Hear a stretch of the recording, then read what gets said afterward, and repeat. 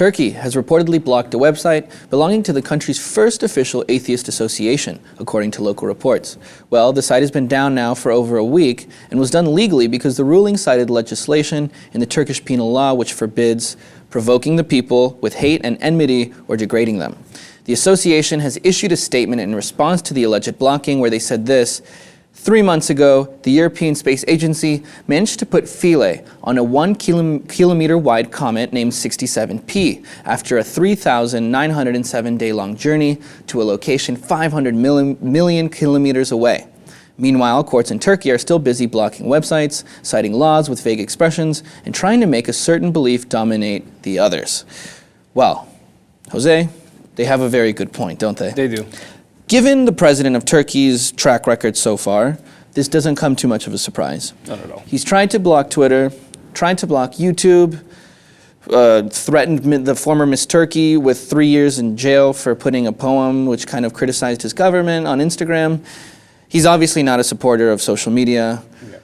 So given that Turkey is a moderate Muslim country, a secular nation, it still surprises me, and people from time to time, they are getting extremely pissed off, and these kinds of things just really isn't helping him as far as his popularity goes, because there's such a big gap in Turkey between the older conservatives and this new generation. Yeah, and I think, like you mentioned, the influence of the West on Turkey is very present. Mm-hmm. They are known as the gateway to Europe from the Muslim world. Right. But recently, we've seen how the government is trying to push things to a more fundamentalist mindset.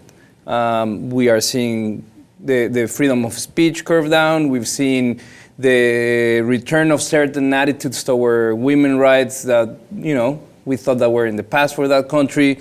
And we are looking into establishing again Muslim, not that there's anything wrong with a Muslim mindset, but we've seen before that there were more freedom of speech, there were more freedom to associate and express their point of views. And now, kind of behind this Muslim fundamentalist influence, we're seeing those kind of being pushed away and taken over. Right, and you mentioned the Muslim mindset. And a lot of countries in the Middle East, they take atheism as a direct attack, and they take it very personal. It's very sensitive. You saw the words that were used there when citing that legislation that made this legal, right? Yeah.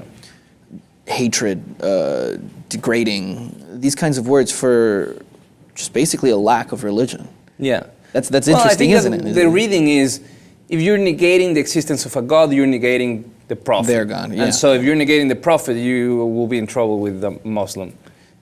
But we are at a time and age that freedom of speech should have a place where if there's someone that believes that there is no God, there's a lack of existence of God, then they have a right to express their point of view, as long as they're not imposing. But then we have the other side imposing their own, view of the world and saying, well, we can't allow you to express these point of views because then you're gonna get more people involved in your train of thought. Speaking of imposing, we know Turkey, great alliance with the U.S. to most Western countries. But given their, a lot of their human rights issues that they're dealing with now, including, you mentioned women's rights, which is still a hot topic in Turkey, given the rape and the murder of the young woman that happened on a minibus not long ago. But do you think Western countries might kind of, try to say, hey, don't do this, don't do that? Like, you see the U.S. coming in and trying to be like the big bad wolf and saying, hey, don't do this to other countries. Given that they're friends of ours, do you think that would happen? Because look at Saudi Arabia, for example.